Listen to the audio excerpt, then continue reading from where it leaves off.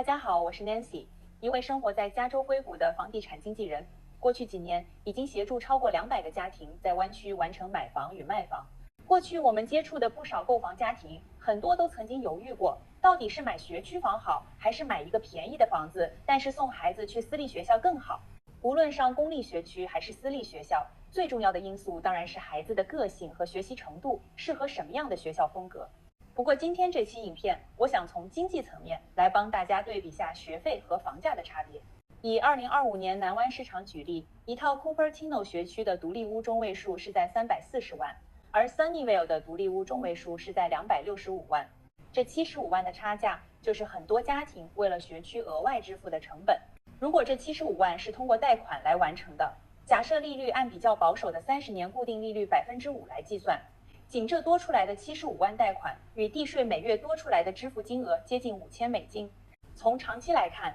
，30年多付金额差价约150万，具体数字取决于利率和还款方式。很大一部分房东目前依旧以比较低的利率持有房产，如果是以3%的利率来计算，30年多付差价约120万。那接下来我们把这个数字放到私立学校上做一个对比，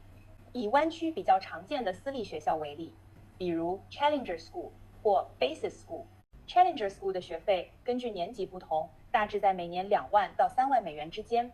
Basis School 的学费则通常在每年3万到4万美元左右，随着年级上升还会有所增加。如果我们按一个相对中间值来计算，假设孩子从小学到高中一直就读私立学校，每年学费按3万美元计算，12年总学费大约是36万美元。即便按较高标准，每年4万美元计算，12年总学费也在48万美元左右。这时候你会发现一个非常有意思的对比结果。单从现金支出来看，把75万用于学区溢价，通过贷款支付利息和地税后的真实成本，很可能已经远超过了让孩子完整读完一轮高质量私立学校的学费。特别是对于只有一个小孩的家庭，多余的利息支出是远超过私立学校学费的。而对于超过2个小孩的家庭，费用差距则接近持平。从这个角度来看，当家庭结构为多子女家庭，特别是3个或者更多小孩的家庭，选择公立学校可能经济上更合算。除了成本上的差价，我们再来对比一下这2个城市最近10年的增值情况。根据2016年的数据， Sunnyvale 中位数房价为150万， Cupertino 期的中位数房价为190万。在这近10年里，这2个城市的增值分别为 Sunnyvale 115万， Cupertino 150万。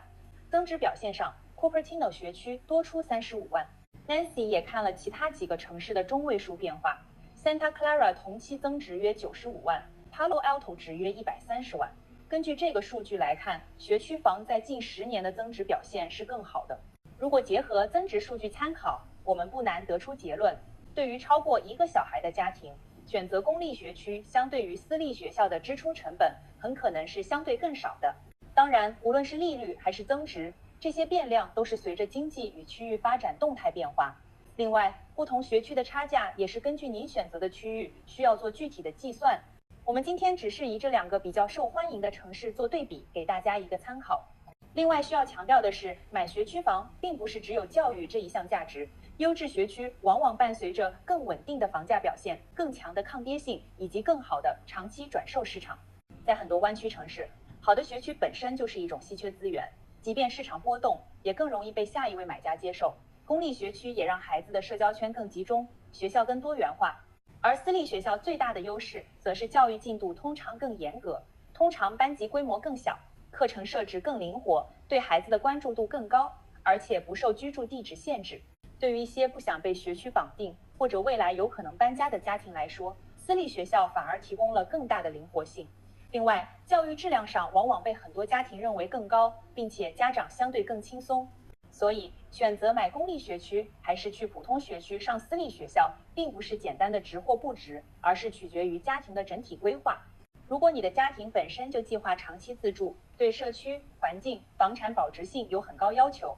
那么为学区多花几十万，可能不仅是为了教育，而是为了整体生活方式和长期资产配置。但如果你的核心目标只是孩子的教育质量，而你并不确定是否会在同一个城市长期居住，那么把这多余的预算用在私立学校，或者部分投入教育，部分保留流动性。可能反而是一种更理性的选择。在我实际接触过的家庭中，也有不少人选择折中的方式，比如先买相对普通学区的房子，在通过低年级私立学校就读之后，再转学校来解决预算和长期计划的需求，同时保留更多现金流和投资灵活度。最重要的是，你是否把所有隐性的长期成本都算清楚了，以及这个选择是否符合你家庭未来10年到20年的整体规划。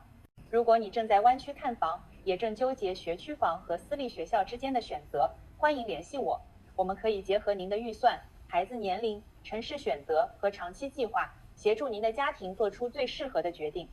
您也可以点击下面我的个人网站获取更多资讯。我是 Nancy，我们下期见。